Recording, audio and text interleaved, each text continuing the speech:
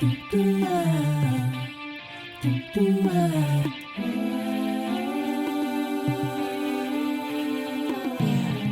full of trials and hard times. You can't be scared of it.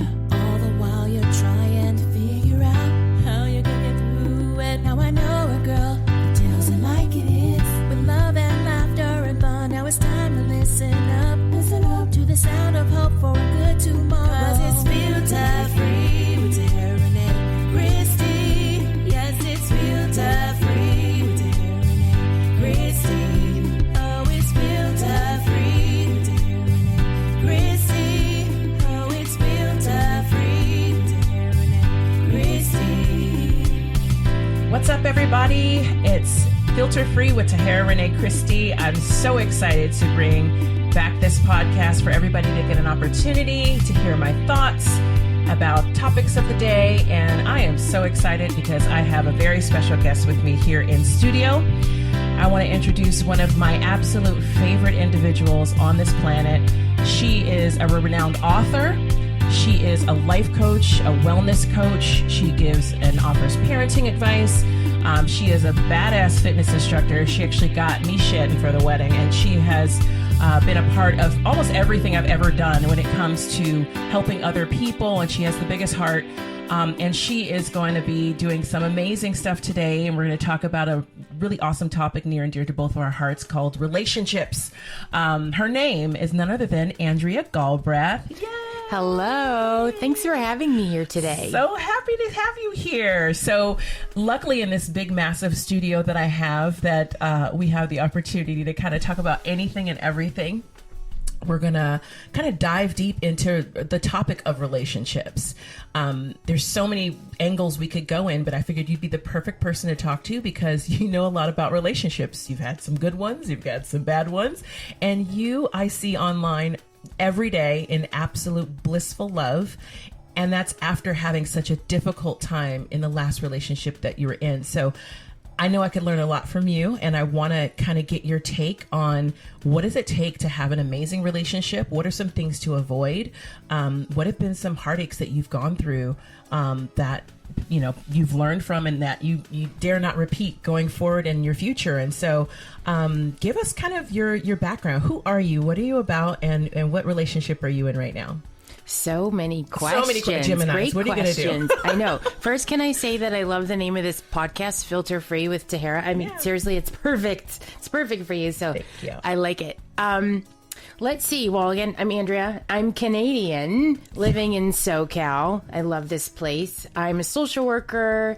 I started my career working in a mental health center with parents who had children with behavior problems, and then I left that and was working in hospice. I was a hospice social worker. And then I moved to California when I was married to a man who clinically could be defined as a narcissist. And so we had a problematic relationship. And I stayed for a really long time because we had kids and a life together. And I really thought that things would improve. But they didn't. Yeah. So when I moved here to California, I was a stay-at-home mom.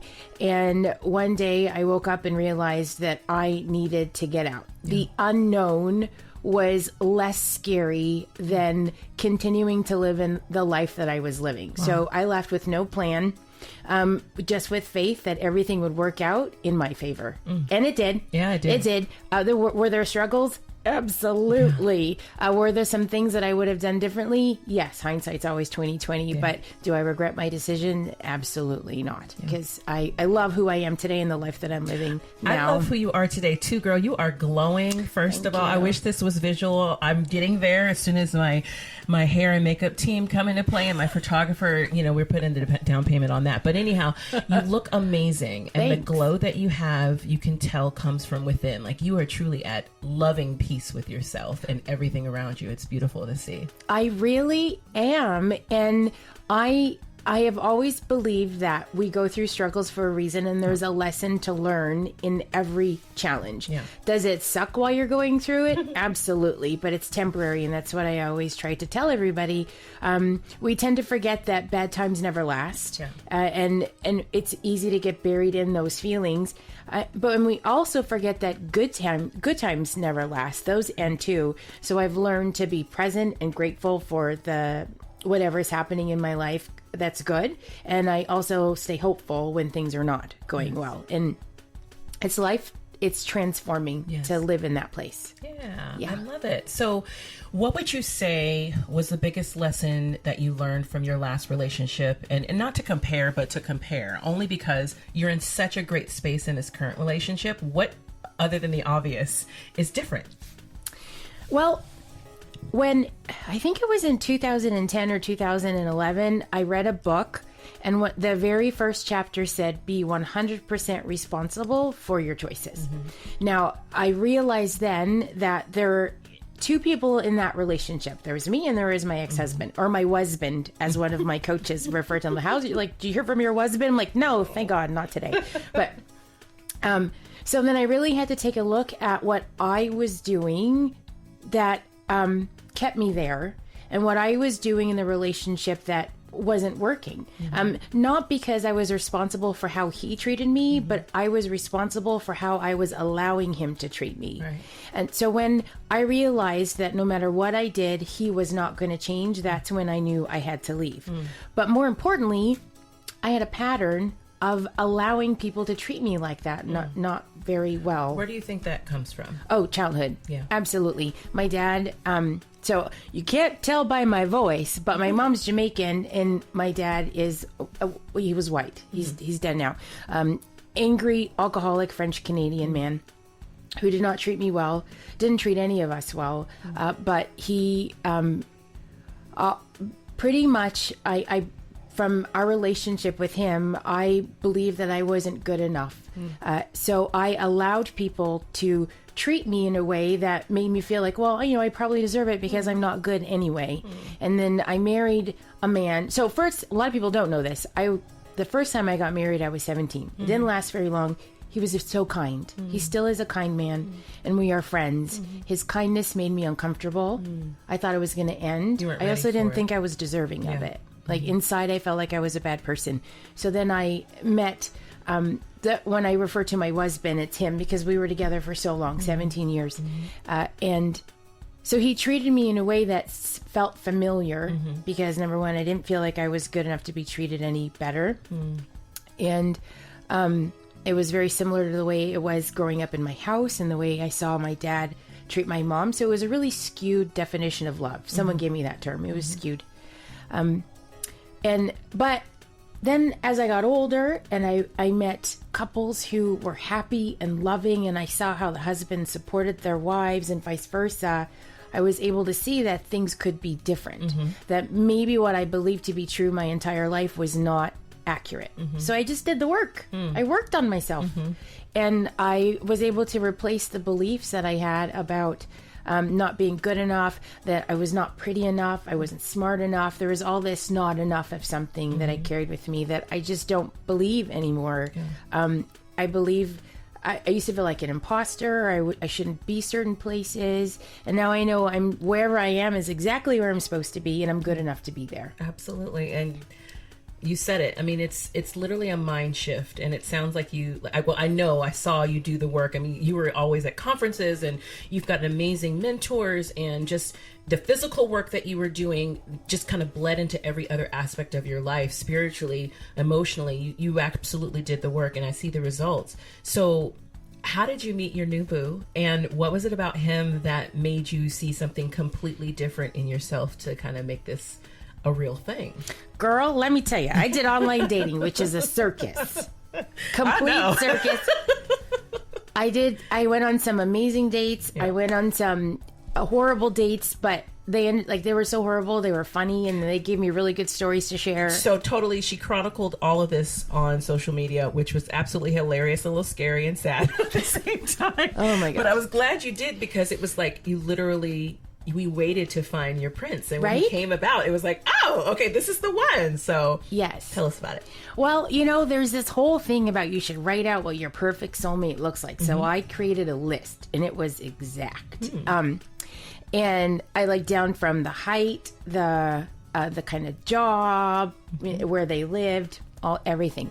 And I met a lot of men who fit the criteria, but there was always something missing. Number one, I still wasn't very confident in myself. I had all that garbage from my marriage and then childhood.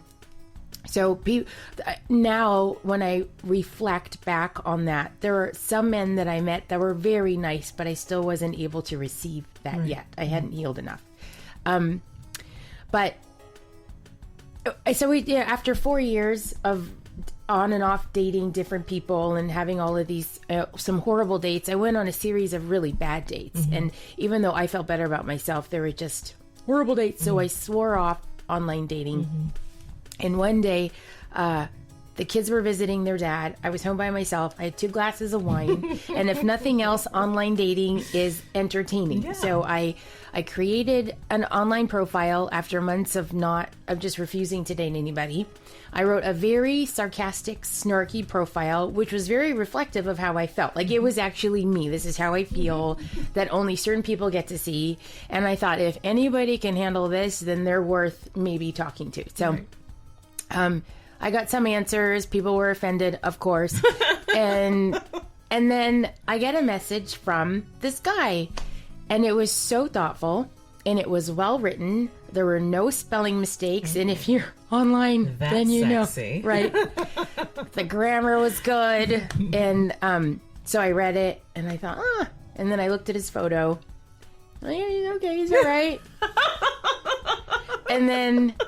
But that's like that was my mindset then. I was like, whatever. Yeah. And so I answered. And I'm going to answer this guy, and I'm not going to be snarky. I'm just going to be authentic. And then we started texting. And so it was a Wednesday. My plan was to close it by Sunday when my kids came home. So I think it was a Friday. And then the Sunday that my kids were coming home, I sent him a message, and they said, look, I'm closing this tonight. I had no intention of keeping it open. If you want to exchange phone numbers, we can. Like, here's my number if you want to take this offline. But if not, that's fine. I wish you lots of luck. And I was serious, like, whatever. So he was, of course, was like, oh, let's exchange phone numbers. And we started talking offline. And then, okay, this is completely crazy. Wow. And there's not many people that I've said this to. Or told this, but I always thought I'd end up with a black man. My kid's father, they're black. Here in Orange County, I dated a lot of races, but I never actually thought I would settle or fall in love with a white guy. So we meet, and I by that point, my intention was only to have a great time no matter where I was, because I know I'm responsible for how I feel. I want to be happy. I want to have excitement, and I'm responsible for bringing that no matter where I go. So I wasn't nervous, because a lot of times people are nervous on first dates. I had conditioned myself to be excited. Like, I don't know, maybe it'll be a good friend. So I park. He stands up. He's far across the parking lot. And am I allowed to use bad words? This is filter free. Filter free. You're right. No filters. Okay. So my he stood up, and I couldn't even really see him that well. And my first thought was, "Holy fuck, you're gonna marry this guy." I love it. And then I thought, "Oh, I'm crazy. That's crazy." And he knows this story, but he looked a little ridiculous. His hair was a mess. His shirt was from the year 2000. Whoa. His pants were too big. He was sweating, and he was nervous. And I'm looking at him like, but he has beautiful eyes. He had beautiful blue eyes, and he was so kind. And what I told myself was, if I meet a guy and he's nice, I'm gonna see him again. Awesome. And so we had a great conversation. He was nice. And I know there's all these rules about dating, but one thing that I don't like is questions. Like, I don't want anyone leaving with doubt. So when we were done, I said, I don't know how you feel, but if you want to see me again, The trial closed. I love it. You're a salesperson. that's it. But if you don't want to see me, I'm okay, because I don't even believe in rejection anymore. Yeah. Because we're not supposed to like everybody that we meet. Right. So if this person doesn't like me, that's great. I'll meet someone else who does. I love the matter of factness. I just Great. so That's I was awesome. over being offended, so Yeah. or feeling rejected or anything. And I think we pretty much that first week we went on 3 dates. Then he went to Mexico for 2 weeks, and after that we saw each other every single day. That's so awesome. How long have you been together now? 19 months. Aw, we like do a baby. we do month anniversaries. We did too. Yeah, That's and we're so doing it cool. forever. So when we're together for 245 months, we're going to celebrate. That's so cute. It stops usually around the 100-month mark. I know we do it every once in a while, but I'm also married to a white guy, and he was not at all what I thought I'd see in my future. But like you, I just got a nice guy, and I put the race thing aside, and we pick it back up and have those conversations when we need to, and especially since we have a child. But the basics of relationship have to be founded in compatibility, in spirit, and in personality. You have to be able to build and grow with one another. And it sounds like you found a partner that you can actually build something with. Yes. What are you guys up to these days? What do you see in the next 5 years outside of this amazing wedding you're going to have next year? Well, you know what's interesting? When I said that I wrote down what I wanted in a partner, I went back and I looked at it. And when I take away the physical characteristics, he's exactly what I needed. I believe in a power greater than me, and I feel like it was divine intervention. Yeah. Our relationship is divinely inspired, because I had written down, I want to be somebody's biggest fan, and I want him to be mine. Right. Because my ex-husband was not my biggest fan, and every time I did something that was even slightly great, he would try to dull my sparkle, and I refused to let that happen. So he's now helping me with my business, which is something I always wanted. I want to create something with a partner. Yeah. And he's an amazing cook, and I talk a lot about health and nutrition and fueling your body. Girl, so it's a win. Yes. So he helps me with, I have a monthly membership program, and he's responsible for the recipes and putting things together for that. And he's actually at home right now because he broke his foot, so he can't work. He's auto technician, and it's his right foot that's broken, so he can't drive.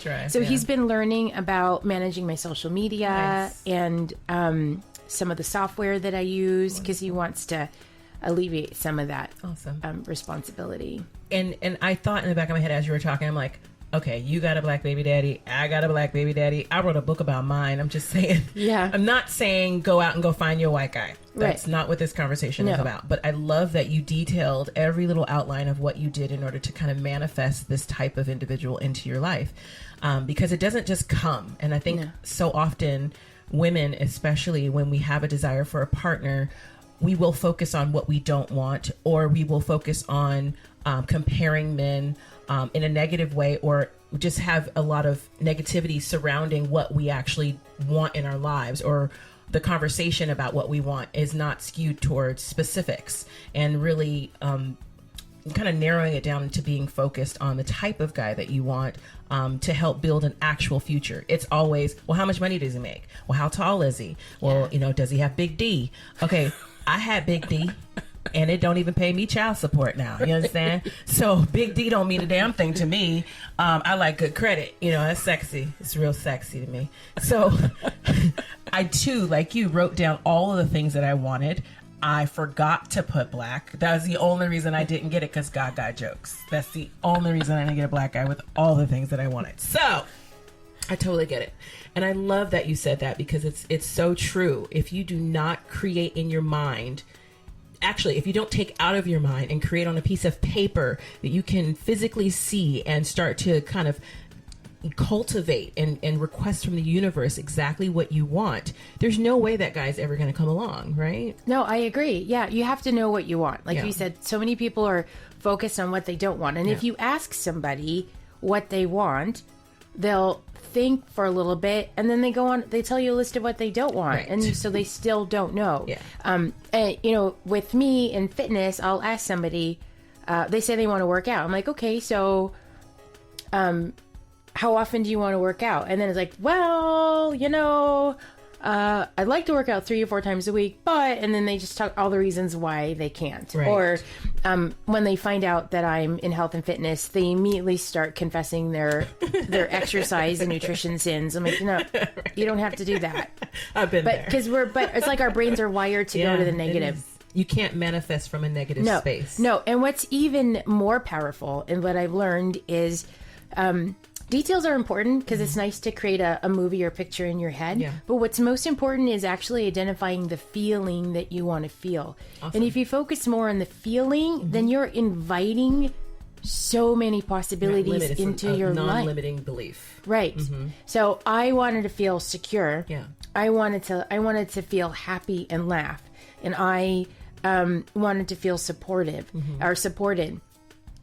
And so that's what I got. And had I been, if I had to focus on just these characteristics, then there's no guarantee that I would have gotten that. And I think that people should focus on how they feel, how they want to feel for everything. When it comes to your job, when it comes to your relationships, when it comes to your workout, when it comes to your relationships with your kids, how do you want to feel? Right. Because we are feeling creatures. We don't make decisions out of logic. It would be great if we did. But, when we have those impulse buys, it's not because we're being logical about it. We're buying something because we think we're going to feel a certain way when we have it. That's why I avoid Target altogether these days. I just shop online. So, question for you, and then we'll kind of wrap it up here with this, because I feel like I have so many things I tell my 14, 16, 20-year-old, 25-year-old self that now, only because I've been through life so much that, we were talking before we started this, we just been through some things, right? And we've earned the right to be able to, get boob jobs if we need to and tummy tucks because we've had babies and life has happened and things have sagged and, it's time to just kind of perk up, walk into the future with awesomeness. What would you tell a brand new dating 18 to 24-year-old person to walk towards, not just avoid, but walk towards the ideal partnership for their long-term future? An 18-year-old. I would say make sure you're with somebody who supports you and wants to see you succeed. Because if ever you have to make yourself small or minimize your thoughts or feelings for somebody else, it's not going to work because you'll lose yourself. Yeah. You know what? When I tell my daughter, I said, you are responsible for how people treat you. Yeah. Essentially. So if something doesn't feel good to you, say it. You have to let your partner know. And just, you're responsible for how people treat you. Yeah. So decide how you want to be treated and only allow that. Yeah. So the other thing I want to touch upon, especially when someone's new at dating and new relationships, they don't know what they don't know. They do know how they feel, but oftentimes how they feel, especially this generation, is skewed by what they see, which is the Snapchat, the Instagram, their social media really guides them.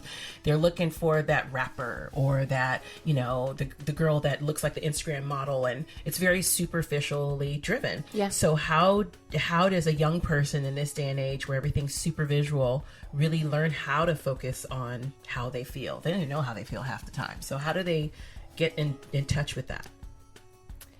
There's really no way other than just to be more aware of how you feel.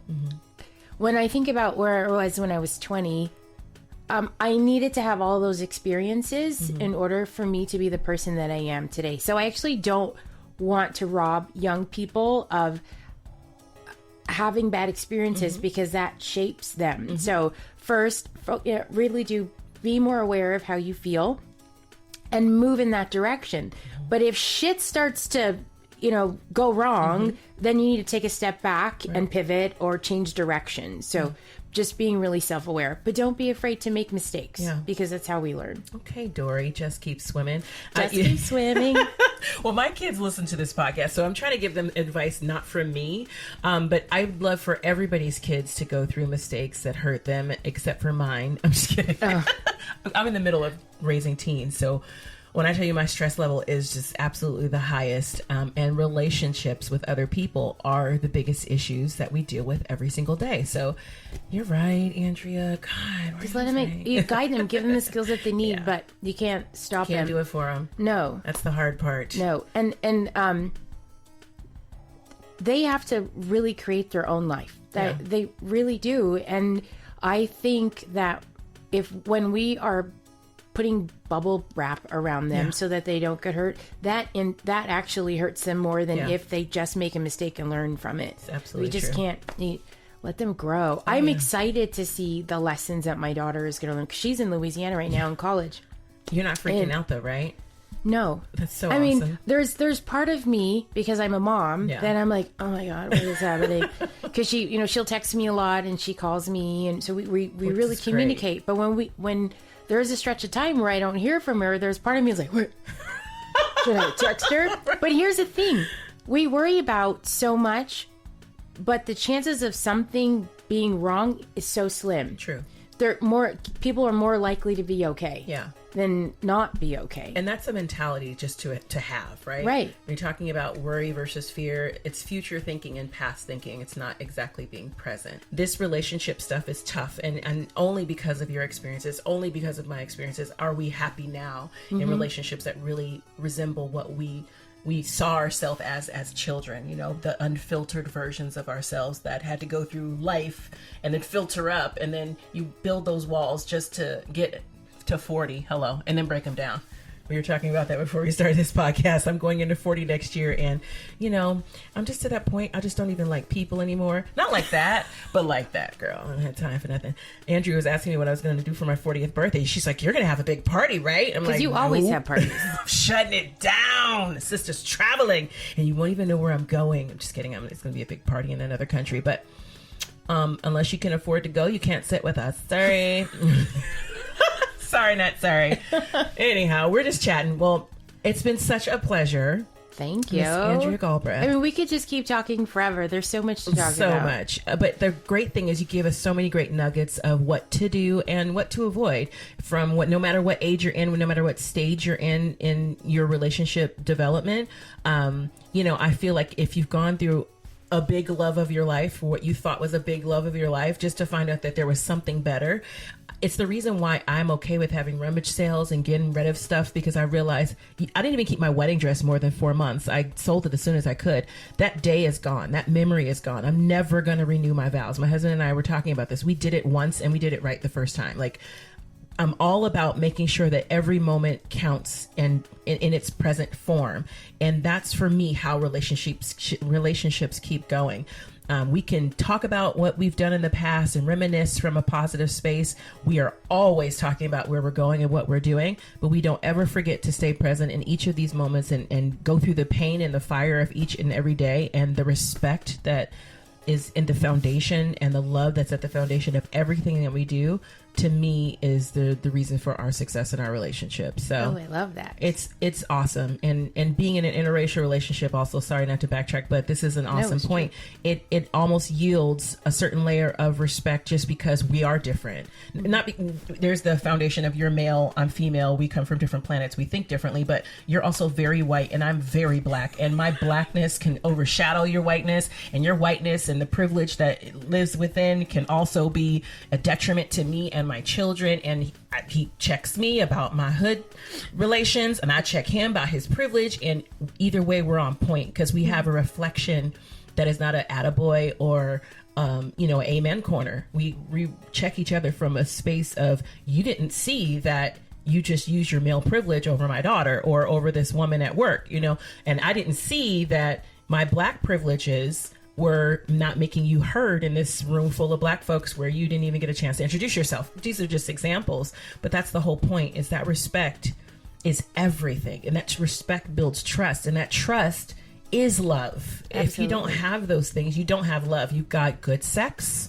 you've got a place to stay or your bills paid, you've got, somebody to hang out with on the weekends, but that's not a relationship. Those are just the band-aids of the big wound, which is to, like you said, find your happiness, to associate with the feelings of success for you and everybody's threshold is different. Absolutely. So I love it. Create their own rules. You're an amazing woman, and I feel the same about girl, you. the glow. Let's just, again, we're gonna do some visuals at some point, but you guys need to understand this woman is beautiful, and she is glowing from the absolute inside out. So we're gonna tag her on this podcast episode. And so thank you guys for joining me again. My name is Tahera Rene Christy. I'm here with Andrea Galbraith, and this has been Filter Free with Tahera Rene Christy. Take care.